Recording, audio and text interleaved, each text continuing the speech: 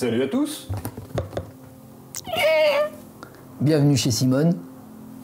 Premier jeu Simone. Project Elite. Petit avis à vif sur le jeu. À vif, c'est le cas de le dire. Parce que c'est un jeu très psychologiquement harassant, éprouvant, fatigant. Là, on a joué 2 parties. On a joué une partie en facile, une partie en normal. La partie en facile était déjà difficile, mais la partie en normal était extrême.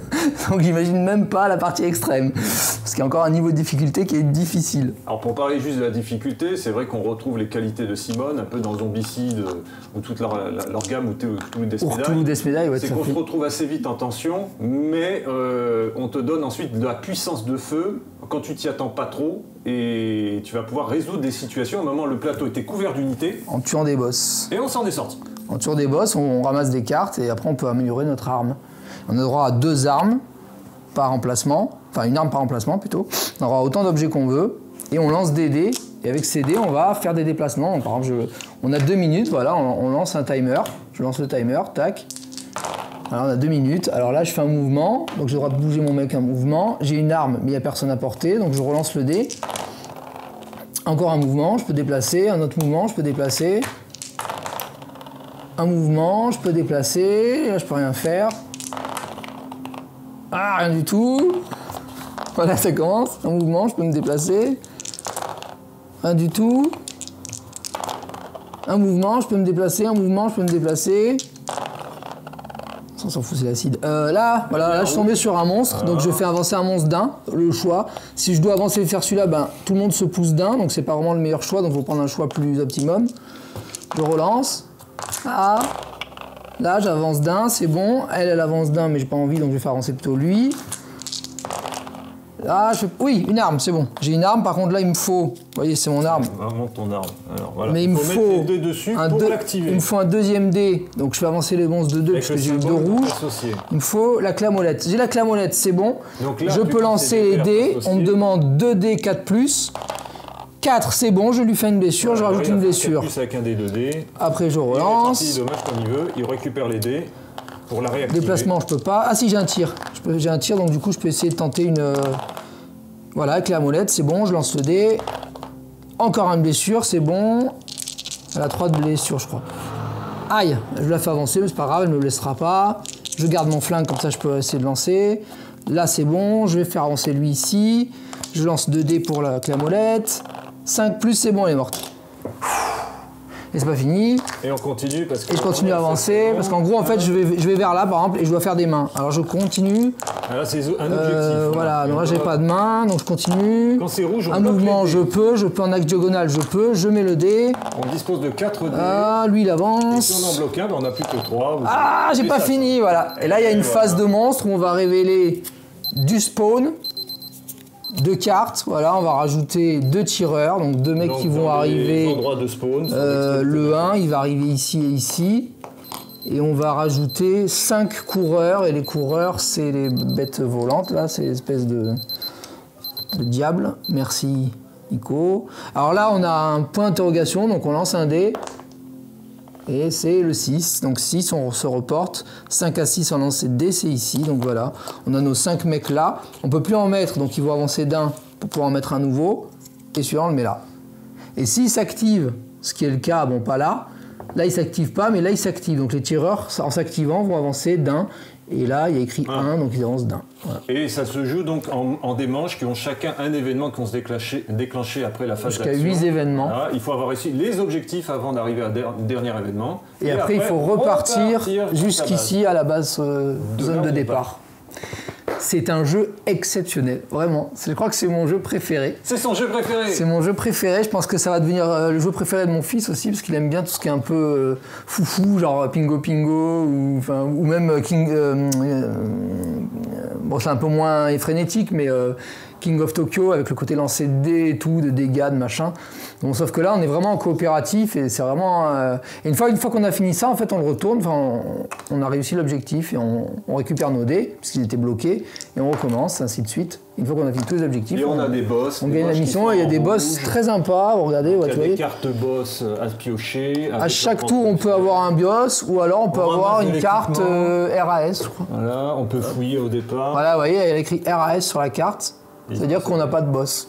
Donc là, j'avais ramassé quelques équipements en tuant des boss, qui étaient pas mal. Là, en fin d'action, je peux me déplacer de 3 cases, qui est assez appréciable. Enfin, voilà. Voilà, ça, c'est le bestiaire des boss, si vous voulez regarder un petit peu les boss. Si tu veux survoler les boss pour montrer aux gens. Un petit survol des boss.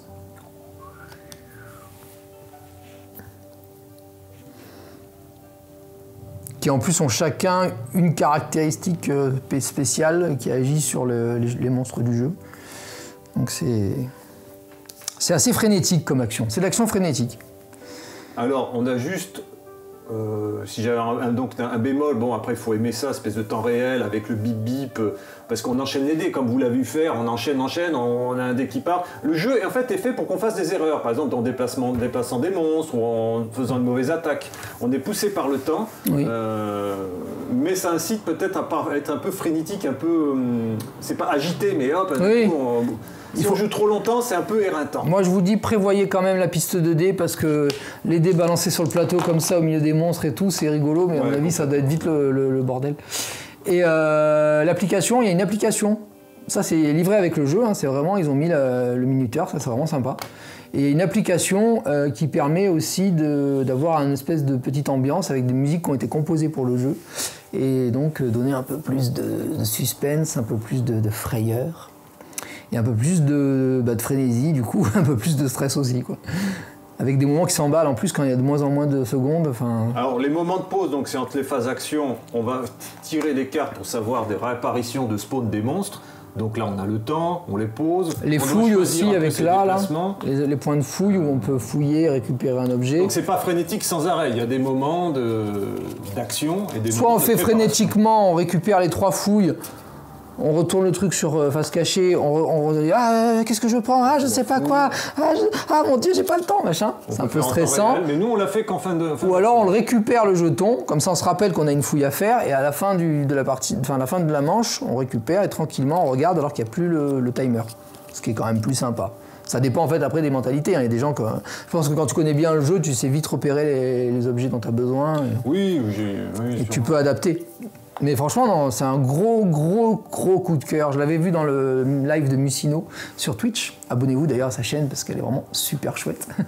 Et ben, j'ai été conquis, quoi. J'ai vu le côté frénétique et déjà, juste, c'était un Twitch, quoi. J'étais pas en direct avec lui. Donc là, en direct, on a vraiment pris la saveur et la ferveur du jeu, quoi. Enfin, Tu t'es pris au jeu. Ouais, Océan, t'es pris au jeu. C'est un gros oui. Franchement, je sais pas trop ce que t'en as pensé dans l'absolu, Nico, mais... Alors, voilà. Moi, j'apprécie vraiment la proposition. C'est solide comme du Simone. Le niveau de difficulté, le rythme, on est dedans. L'efficacité, c'est fluide. Hein. Vous voyez, on a les points de vie qui sont là, une capacité par personnage utilisable, quelques matos. C'est juste ce qu'il faut pour avoir à gérer sans que ce soit trop chargé, mais avec des choix. Le côté temps réel, j'apprécie, mais j'ai l'impression d'un coup de m'agiter, comme je te dis, une espèce d'agitation un petit peu, mais c'est un peu trop présent à mon goût. J'aurais aimé que ce soit un peu plus temporisé ou avoir une petite pause pendant la phase d'action, ou alors qu'on ait des jokers, 2 ou 3 moments, on peut mettre le jeu en pause, de façon par choix. Je veux dire, ok, on temporise. Après, on peut temporiser quand on fait tomber le dé de la table. Hein. Oui, mais là, ça sera volontaire. Stop, j'ai laissé tomber le dé. Oui, voilà. J'ai laissé tomber j'ai fait tomber le dé, mince. Vite, mets pause.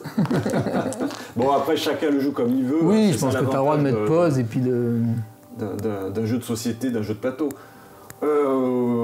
Après, qu'est-ce que tu... Il y a des petits monstres qui laissent des traces d'acide, donc si on passe dedans, on se prend un dégât d'acide. Nous, on a le droit de se déplacer en diagonale comme on veut, en orthogonale comme on veut, d'une case par déplacement, enfin par dé de déplacement. Et les monstres, par contre, ils suivent le tracé fléché. Alors on dirait, c'est moche le tracé fléché, mais en fait non, c'est que c'est très efficace parce que ça permet tout de suite d'imaginer où est-ce qu'on peut emmener les monstres, parce qu'on a le droit de choisir, heureusement pour eux. Donc si on n'a pas envie qu'ils partent comme ça directement sur nous, on peut l'envoyer par là ou par là. Et donc ça permet immédiatement d'avoir un affichage mental du trajet que peut emporter le pour monstre. en rajouter aussi un coup, c'est que comme moi je suis un vieil homme, à des moments donnés, je sais pas que lâcher l'affaire, mais que tu as un peu un coup de mou, t'es plus trop dans le jeu. Il faut prendre du café avant.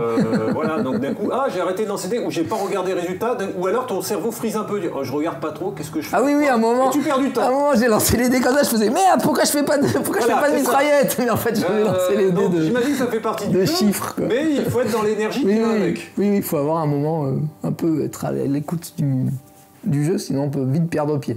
Donc bon, écoutez, si vous aimez espèce de mélange assez inédit, cette proposition un peu entre le jeu vidéo, le temps réel et tout, des hordes de monstres, non, c'est solide, ça se tient. Ouais, franchement, bien joué Konstantinos Kokinis et Sotirios Tsantsilas. J'espère que j'ai bien prononcé. Vraiment une belle proposition. En plus, apparemment, c'est un Kickstarter. Et il y a pas mal d'extensions. Alors, je ne sais pas si elles sont disponibles en France. Je ne pense pas. Ouais, le Kickstarter était riche. C'était très riche en propositions. Alors, un petit bémol aussi, c'est que si on aime le jeu, on prend le jeu en retail et on réalise qu'après, le Kickstarter a 2 fois plus. Mais plus en plus. Ils ont davantage de héros que la boîte de base. Oui, bah oui. En pledge. Wow. Ils avaient 8 héros de plus, 8 héros de plus, 8 héros. Je sais plus, 8 ou 9 en plus. 8 ou 9 héros en plus des 6. Voilà, il y en a 6. Parce qu'on peut jouer de 1 à 6, ça c'est important à dire. Ça, c'est le problème du Kickstarter en général, surtout chez Simone qui sont bien fournis. Donc si on l'a loupé, on dira on découvre le jeu, il est chouette. Tu les auras pas. Et si tu veux tout, alors va t'amuser avec les spéculateurs. Mais ça c'est un problème en général. Oui, tout à fait. Mais qui est un peu alimenté par Simone actuellement, qui réédite pas, ou dire même quand ils font un nouveau Kickstarter. Ça me rappelle encore une aparté, mais que tous les Death Medal, le nouveau Kickstarter, on demandait une réimpression notamment du comics, personnage manquant. Parce que quitte à proposer, parce qu'ils ont proposé très cher le pledge précédent, et dire mettez tout. Non, on n'a pas tout mis. Et donc ça fait encore le jeu de la spéculation. Oui, ça c'est un peu. Donc on n'est pas obligé d'être collectionneur, mais quand on a déjà investi beaucoup, on aimerait bien un peu. On a envie d'avoir tout. Et ils le savent. Oui, ils le savent, bien sûr. Et c'est un peu, je pense, une raison aussi commerciale, c'est-à-dire, vous savez que ce ne sera pas forcément réimprimé, dépêchez-vous de tout acheter sur notre Kickstarter. Au niveau des créatures, franchement, elles sont superbement dessinées, superbement moulées. Les monstres aussi sont gavés de détails. Franchement, c'est... Alors, c'est pas un jeu récent, c'est 2018, ouais, donc 2018. Ils ont amélioré encore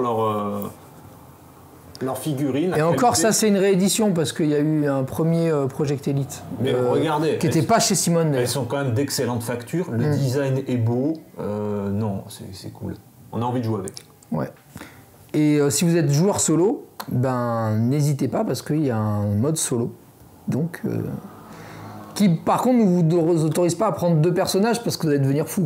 Lancer des comme ça et tout. Il suffit d'un seul personnage, déjà, à mon avis, ça sera bien suffisant pour bien apprécier la richesse du jeu. Quoi. Et toi, en plus, tu l'as acheté en promo? Ouais. Parce que genre déstockage, donc tous les magasins... Là, il est en déstockage, vous pouvez même le retrouver, donc je suis pas du tout... Dépêchez-vous. Je suis pas du tout partenaire, mais vous pouvez le trouver à Agora Jeux à 55 € ou à Bella Ciao aussi, et en réédition à 39,90. Plus les frais de port. Ouais.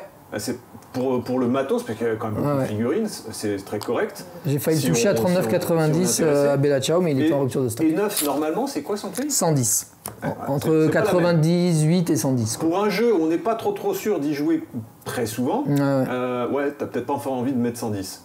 Ouais. Mais à 50 €, voire tu me dis 36 avec des frais de port, donc à 40 €, un peu plus. Ouais, ça doit faire 45, un truc comme ça. Ouais, vous aimez la figouze? Il y en a quand même. Il y en a de la figouze. Le plateau est grand. En puis plus, double face. Si vous aimez l'univers Starship Troopers, si vous aimez l'univers Alien, il y a plein de clins d'œil. Le Cthulhu même, puisque ça c'est la Cthulhu Limace, je sais pas quoi. La Cthulhu Limace. Et n'oubliez pas aussi que la proposition qu'en temps réel, on peut toujours un peu l'adapter. Donc après, on dit on n'est pas sûr que l'équilibrage soit... Enfin...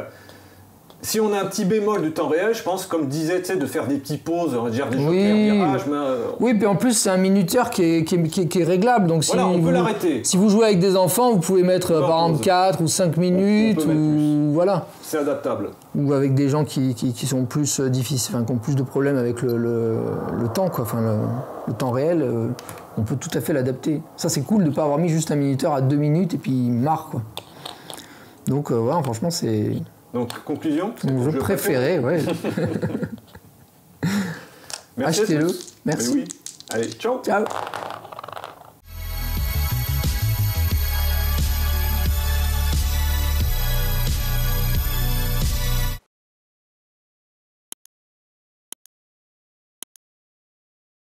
Par contre, Simone, petit coup de gueule là. Hein, parce que, vous voyez, c'est enfoncé là, et là aussi. Je vois pas. Du coup, là, on voit bien là que c'est abîmé là. Là, c'est abîmé ça. Et autre petit coup de gueule. Faites pas des monstres en kit, hein? Voilà. Pensez à mettre la colle sur tous les bonhommes.